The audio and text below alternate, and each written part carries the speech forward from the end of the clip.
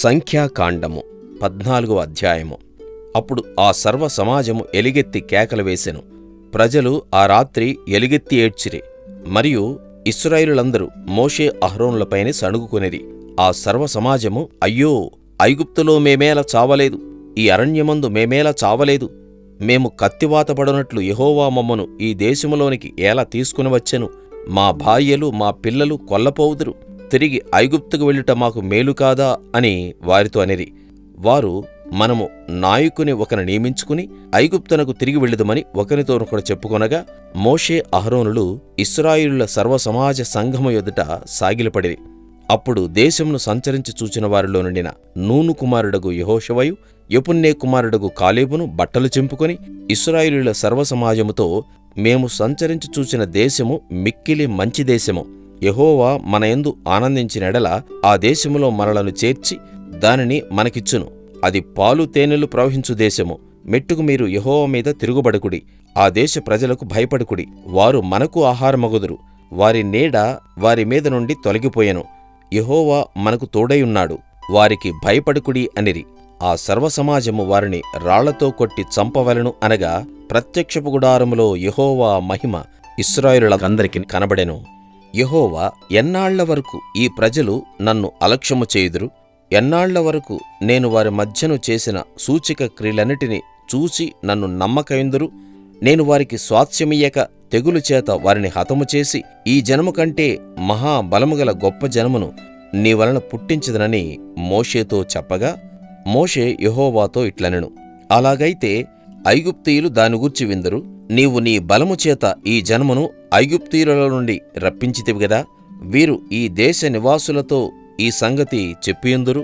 యెహోవా అను నీవు ఈ ప్రజల మధ్యనున్నావనియు, యెహోవా అను నీవు ముఖాముఖిగా కనబడినవాడవనియు, నీ మేఘము వారి మీద నిలుచుచున్నదనియు, నీవు పగలు మేఘస్తంభంలోనూ రాత్రి అగ్నిస్తంభంలోనూ వారి ముందర నడుచుచున్నావనియు వారు వినియున్నారు గదా.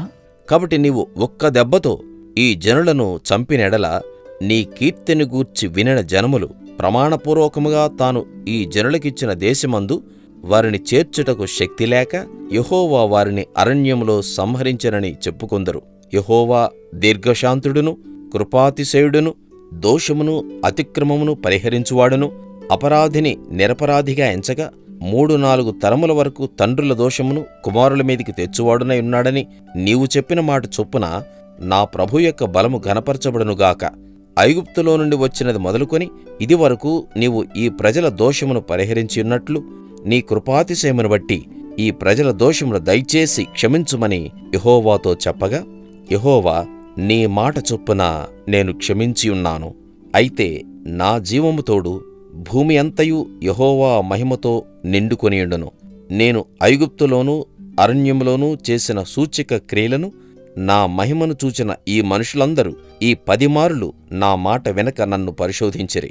కాగా వారి పితరులకు ప్రమాణపూర్వకముగా నేనిచ్చిన దేశమును వారు చూడనే చూడరు. నన్ను అలక్ష్యము చేసిన వారిలో ఎవరునూ దానిని చూడరు. నా సేవకుడైన కాలేబు మంచి మనస్సు కలిగి పూర్ణ మనసుతో నన్ను అనుసరించిన హేతువు చేత అతడు పోయిన దేశములో అతని ప్రవేశపెట్టెదను. అతని సంతతి దాన్ని స్వాధీనపరచుకొనును. అమాలేకీయులను కనానీయులను ఆ లోయలో నివసించుచున్నారు. రేపు మీరు తిరిగి ఎర్ర సముద్రపు మార్గముగా అరణ్యమునకు ప్రయాణమై పొండెనను. మరియు యెహోవా మోషే అహరోనులకు ఇలాగు సెలవిచ్చెను, నాకు విరోధముగా సణుగుచుండు ఈ చెడ్డ సమాజమును నేనెంతవరకు సహింపవలెను? ఇశ్రాయేలీలు నాకు విరోధముగా సణుగుచున్న సణుగులను వినియున్నాను. నీవు వారితో, యెహోవా వాక్కు ఏదనగా, నా జీవము తోడు మీరు నా చెవిలో చెప్పినట్లు నేను నిశ్చయముగా మీ ఎడల చేసెదను. మీ శవములు ఈ అరణ్యములోనే రాలును. మీ లెక్క మొత్తము చొప్పున మీలో లెక్కింపబడిన వారందరూ, అనగా 20 ఏండ్లు మొదలుకొని పైప్రాయం కలిగి నాకు విరోధముగా సణిగిన వారందరూ రాలిపోవుదురు. యెఫున్నె కుమారుడైన కాలేబును నూను కుమారుడైన యెహోషువయు తప్ప మిమ్మును నివసింపచేయుదునని నేను ప్రమాణము చేసిన దేశమందు మీలో ఎవరునూ ప్రవేశింపరు. ఇది నిశ్చయము. అయితే వారు కొల్లపోవుదురని మీరు చెప్పిన మీ పిల్లలను నేను ఆ దేశము లోపలికి రప్పించెదను. మీరు తృణీకరించిన దేశమును వారు స్వతంత్రించుకొనెదరు.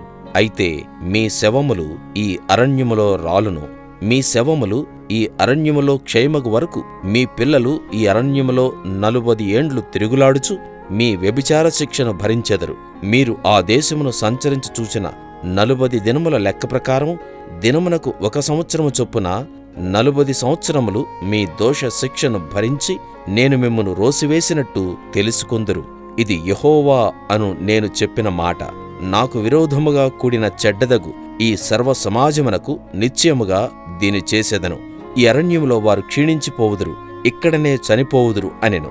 ఆ దేశమును సంచరించి చూచుటకై మోషే చేత పంపబడి తిరిగి వచ్చి ఆ దేశమును గూర్చి చెడ్డ సమాచారం చెప్పుట వలన సర్వ సమాజము అతని మీద సణుగునట్లు చేసిన మనుష్యులు, అనగా ఆ దేశమును గూర్చి చెడ్డ సమాచారం చెప్పిన మనుషులు యెహోవా సన్నిధిని తెగులు చేత చనిపోయిరి.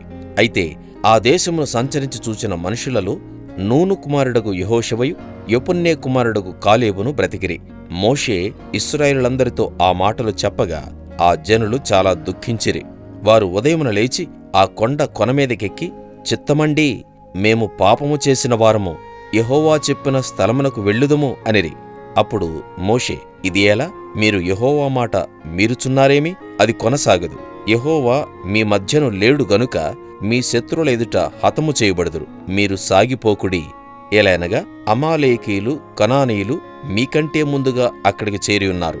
మీరు ఖడ్గము చేత కూలుదురు. మీరు యెహోవాను అనుసరించుట మానితిరి గనుక ఇక యెహోవా మీకు తోడై ఉండడని చెప్పెను. అయితే వారు మూర్ఖించి ఆ కొండ కొనకెక్కిపోయిరి. అయినను యెహోవా నిబంధన మందసమైనను మోషే అయినను పాళెములో నుండి బయలు వెళ్ళలేదు. అప్పుడు ఆ కొండ మీద నివాసముగానున్న అమాలేకీయులను, కనానీయులను దిగివచ్చి వారిని కొట్టి హోర్మా వరకు వారిని తరిమి హతము చేసిరి.